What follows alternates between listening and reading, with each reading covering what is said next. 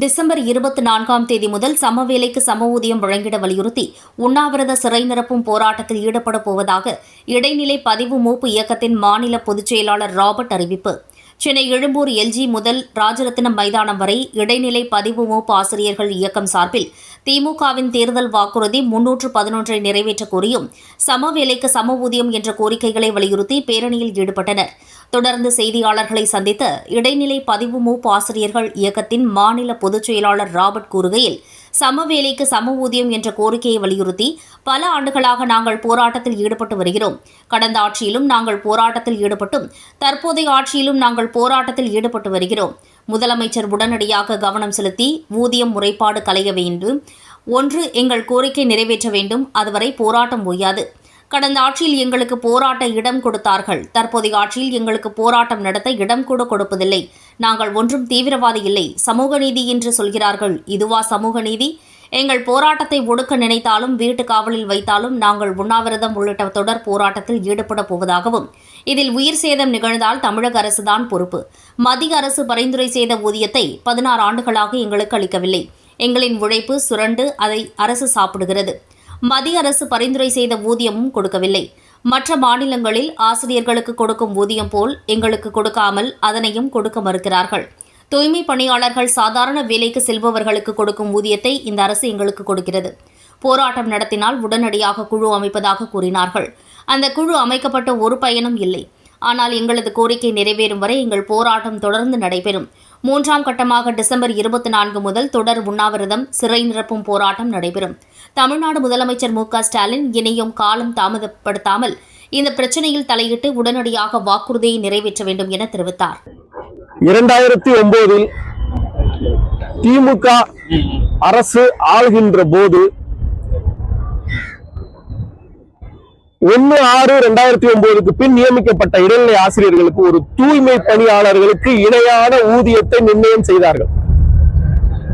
அப்போதே இதை எதிர்த்து பல கட்ட போராட்டங்கள் நடந்தது. அப்போது முத்தமிழ் அறிஞர் கலைஞர் அவர்கள் மீண்டும் திமுக ஆட்சிக்கு வந்தவுடன் இந்த ஊதிய முரண்பாடு களையப்படும் என்ற வாக்குறுதியை கொடுத்தார். இப்போது வரை 16 ஆண்டுகள் ஆகிவிட்டன. நாங்கள் தொடர்ச்சியாக போராடி கொண்டு இருக்கிறோம். கடந்த ஆட்சியிலும் மிக கடுமையான போராட்டங்களை முன்னெடுத்த போது மாண்புமிகு தமிழக முதல்வர் அவர்கள் நேரடியாக வந்திருந்த எங்கள் களத்திற்கு 2 முறை நேரடியாக அவரே வந்திருந்தார். திமுக ஆட்சி அமைந்தவுடன் நிச்சயமாக இந்த இடைநிலை ஆசிரியர் ஊதிய முரண்பாடு களையப்படும் என்ற வாக்கையும் கொடுத்தார். நாங்களும் அவருக்காக வாக்கை செலுத்தினோம். இன்று ஆட்சிக்கு வந்து 4.5 ஆண்டுகளாகிவிட்டது. 2023ஆம் தேதி 2023 1/1/2023 இதற்காக ஒரு குழு அமைக்கிறோம்.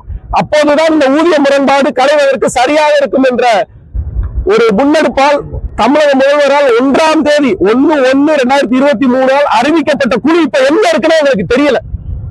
3 மாதத்துல இந்த குழுவை முடிப்போட்டாங்க. குழு போடும் போதே நாங்க கடுமையா எதிர்ப்பு தெரிவிச்சோம். இதற்கு குழு தேவையில்லைங்க. ஒரே வேலையை 2 பேரும் பாக்குறாங்க. கூடுதல் கல்வி தகுதியோட தகுதி தேர்வு வச்சிருக்காங்க. அப்ப எங்களுக்கு வந்து ஒரு தூய்மை பணியாளர்களுடைய அடிப்படை ஊதியமா எங்களுக்கு கொடுப்பீங்க? இந்தியாவிலேயே பீகார், ஒரிசா, ஆந்திரா எந்தெந்த மாநிலத்தையும் கம்பேர் பண்றாங்க. எல்லா மாநிலத்தை விட இந்தியாவில் மட்டும்தான் 20,600 ரூபாய் ஒரு அடிப்படை ஊதியம். 660 ரூபாய் ஒரு நாள் அடிப்படை ஊதியத்தை நாங்க வச்சுக்கிட்டு தான் எங்களுடைய வேலையை பார்த்துக்கிட்டு இருக்கோம். ஆனா கல்வி தகுதின்றது 10ஆம் வகுப்பு, 12ஆம் வகுப்பு, பட்டய தேர்வு, அதுக்கு மேல தகுதி தேர்வு, அதுக்கு மேல நியமன தேர்வு, எல்லாத்துலயும் நாங்க முதன்மையா வரணும். தரமான ஆசிரியர்கள் மட்டும் வேணும். தகுதியான ஆசிரியர்களுக்கு ஒரு நியாயமான ஊதியத்தை மட்டும் கொடுக்க முடியாதா? பொருளாதாரத்தில் முதலிடம், கல்வியிலே முதலிடம், ஆனா ஊதியத்தில் மட்டும் கடைசி இடம். இன்றைக்கு தொடக்க கல்வித்துறை உங்களுக்கு ஒரு பேர் வாங்கி கொடுக்குதுன்னா அதுக்கு இந்த ரோட்ல நிக்கிற இந்த ஆசிரியர்கள் தான் காரணம். நாங்க இதற்கு மேல பொறுமையா இருக்கிறதுக்கு வேற வேலையே இல்ல. எங்களுடைய இந்த பேரணியில தவறு செய்து தமிழக முதல்வர் அவர்கள் கவனத்தை கொண்டு போய் எங்களுடைய இந்த ஊதிய முரண்பாடு தீர்க்காவிட்டால் வரும் 24ஆம் தேதி முதல் உண்ணாவிரதம், சிறை நிரப்பும் போராட்டம், மறியல் எல்லாத்தையும் சேர்த்து ஒரு சேர எங்களுடைய வாழ்வாதாரம் மீண்டும் மேம்படும் வரை போராட்டம் மாத கணக்கிலானாலும் தொடரும். எத்தனை பேர் இறந்தாலும் எங்களுக்கு அதை பத்தி கவலை இல்லை.